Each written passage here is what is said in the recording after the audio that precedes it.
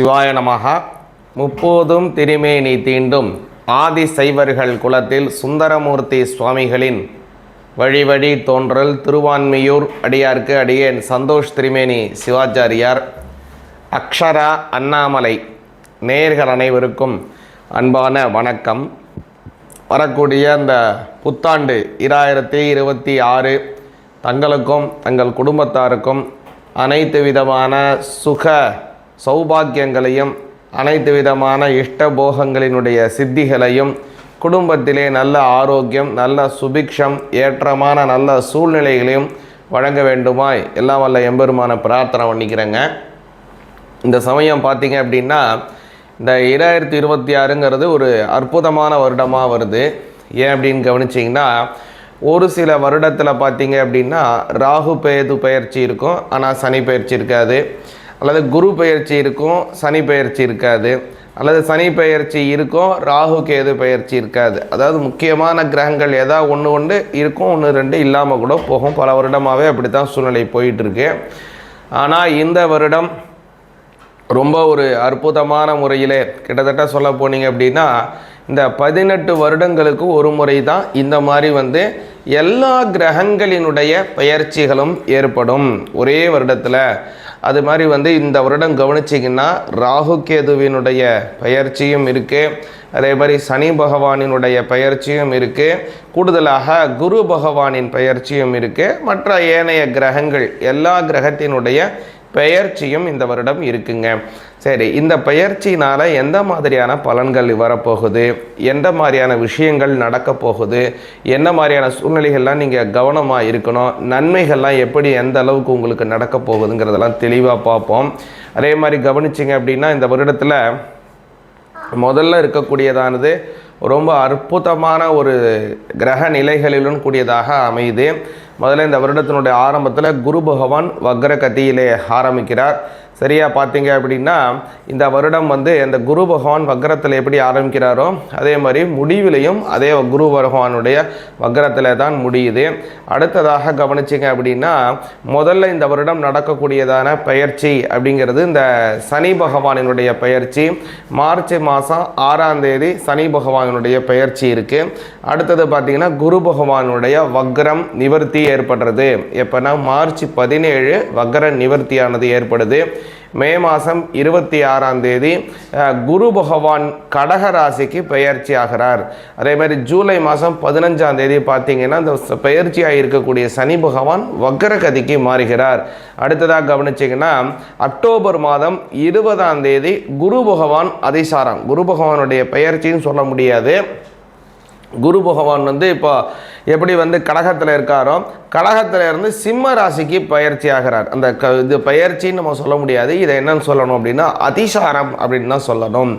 அடுத்ததாக கவனிச்சிங்க அப்படின்னா 13ஆம் தேதி நவம்பர் மாதம் ராகு கேதுவினுடைய பயிற்சி ஏற்படுது. ராகு பகவான் இப்போ இருக்கக்கூடிய கும்பராசியிலேருந்து அவர் மகர ராசிக்கு வராரு. கேது பகவான் கவனிச்சிங்க அப்படின்னா சிம்ம ராசியில் இருந்து கடக ராசிக்கு போகிறாங்க. எல்லா கிரகமும் நேர்கதியில் போகும், ராகு கேது எப்போதுமே பின்கதியில் தான் போகும்.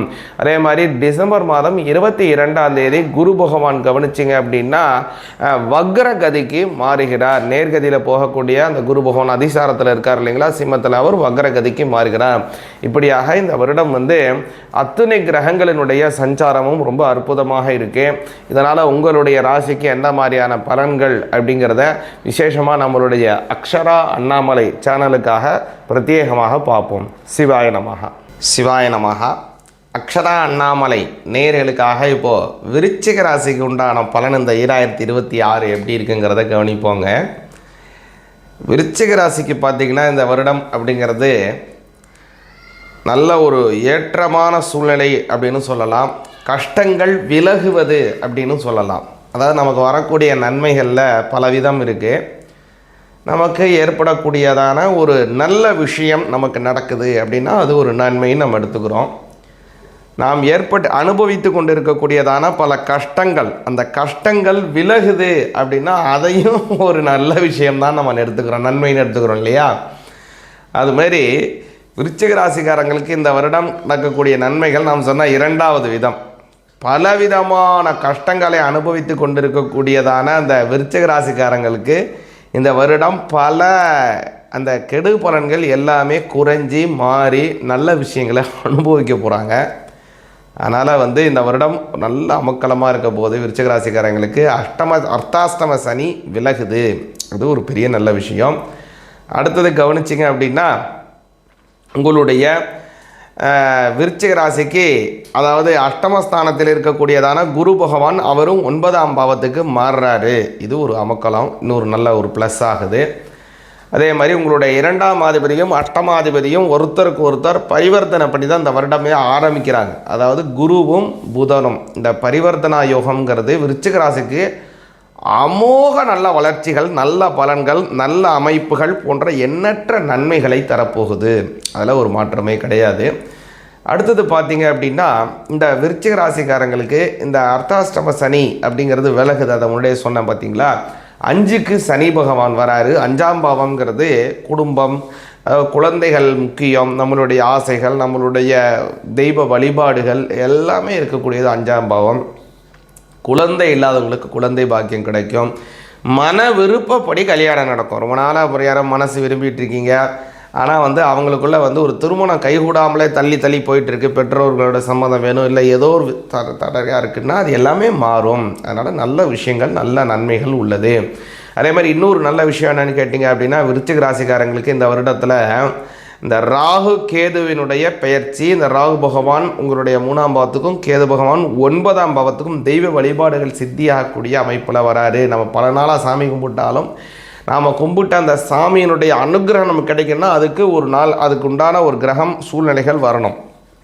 மாதம் ஃபுல்லாக வேலை பார்க்குறாங்க, அவங்களுக்கு மாதம் ஃபுல்லாக சம்பளம் கிடச்சிக்கிட்டே இருக்கா. ஒரு நாள் தானே கிடைக்கிது, மாதத்தில் ஒரு நாள் கிடைக்குது. ஆனால் வேலை மட்டும் ஒரு மாதம் ஃபுல்லாக பார்க்கலைங்களா. அதே மாதிரி தான் இப்போ கிடைக்கக்கூடியதான இந்த நம்ம சாமி கும்பிடக்கூடியது டெய்லி நம்ம கும்பிட்டாலும் அந்த சாமியினுடைய அனுகிரகம் நமக்கு கிடைக்குன்னா அதுக்கு ஒரு கிரக சூழ்நிலை வரணும்.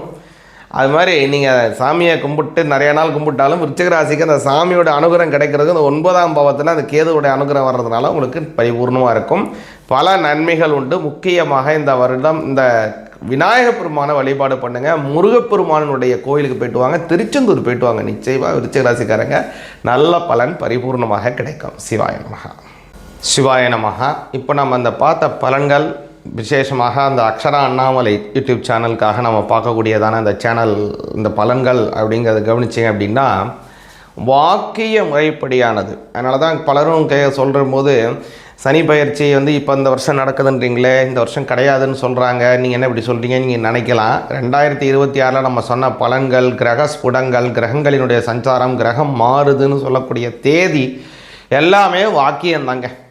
வாக்கிய முறைப்படி தான் நம்ம பெரும்பாலும் நம்ம கோவில் அனுஷ்டானம் எல்லாமே வாக்கியம்தான். 99% குறிப்பாக சொன்னோம்னா நவகிரக கோயில் இருக்குது இல்லைங்களா, சூரியனார் கோயிலாகட்டும், அதே போல் திங்கள்னு சொல்லக்கூடிய சந்திரன் கோயிலாகட்டும், அங்காரகன் கோயிலாக வைத்தீஸ்வரன் கோயிலாகட்டும், புதபகவானுக்கு இருக்கக்கூடிய திருவெண்காடாகட்டும், குரு பகவானுக்கு ஆலங்குடி கோயிலாகட்டும், அதுமாதிரி சுக்கர பகவானுக்கு கஞ்சனூர், சனி பகவானுக்கு திருநள்ளாறு, அதுமாதிரி ராகுக்கு திருநாகேஸ்வரம், கேது பகவானுக்கு கீழப்பெரும்பள்ளம், இது மாதிரி நவகிரக கோயில் எல்லாமே வாக்கிய முறைப்படி தான் நம்ம அனுஷ்டானம், கோயில் அனுஷ்டானம், திருக்கோயில் அனுஷ்டானம் பண்ணுறாங்க. அதுமாதிரி பல கோவில்கள், ஆதின கர்த்தாக்களினுடைய கோவில்களாகட்டும், அதேமாதிரி நம்ம திருக்கடையூரில் அதாவது சாந்திகள் செய்யக்கூடிய திருக்கடையூர் கோயிலாகட்டும், அதுமாதிரி நம்மளுடைய வாத பிறப்புகள், வருட பிறப்புகள் எல்லாமே நம்ம வீட்டில் செய்யக்கூடியது எல்லாமே நம்ம வாக்கிய முறைப்படி தான் நம்ம செஞ்சுக்கிட்டு இருக்கோம். அதனால் வாக்கிய முறைப்படி செய்வது ரொம்ப ரொம்ப நல்லது, மிக மிக உத்தமமானது. அதனால் இன்னொன்று திருக்கணித முறைப்படி பார்த்தீங்கன்னா 2025 அது உள்ளானதெல்லாம் சொல்கிறாங்க. ஆனால் வாக்கிய முறைப்படி 2025 சனி பயிற்சியே கிடையாது. அதனால் 2026 தான் சனி பயிற்சிங்கிறதே இருக்குது. அதனால் இது எல்லாமே நம்ம வாக்கிய முறைப்படி தான் நம்ம கொண்டாடுறோம், அனுஷ்டிக்கிறோம். அதனால் நாமும் வாக்கிய முறைப்படியே கடைபிடிப்போம். நல்ல பலன்கள் உண்டு. முக்கியமாக முன் சொன்ன மாதிரி அந்த தெய்வத்தை வழிபாடு செஞ்சுவாங்க, நல்ல பலன்கள் கிடைக்கட்டும். உங்களுக்கும் உங்கள் குடும்பத்தாருக்கும் நல்ல அனுகிரகங்கள் எல்லாம் வல்ல எம்பெருமானினுடைய ஆசீர்வாதம் பரிபூர்ணமாக கிடைக்கணும் பிரார்த்தனை பண்ணிக்கிறேன். உங்களுடைய குலதெய்வம், இஷ்ட தெய்வம், பெரியோர்கள், முன்னோர்கள், மகான்கள், ஞானிகள், குருமார்கள், சித்த புருஷர்கள் அவங்களுடைய அனுகிரகத்தில் உங்களுக்கு நோயற்ற வாழ்வு, குறையற்ற செல்வம், எல்லா வகையான நன்மைகளும் பரிபூர்ணமாக கிடைக்கட்டும். சிவாய நமஹா.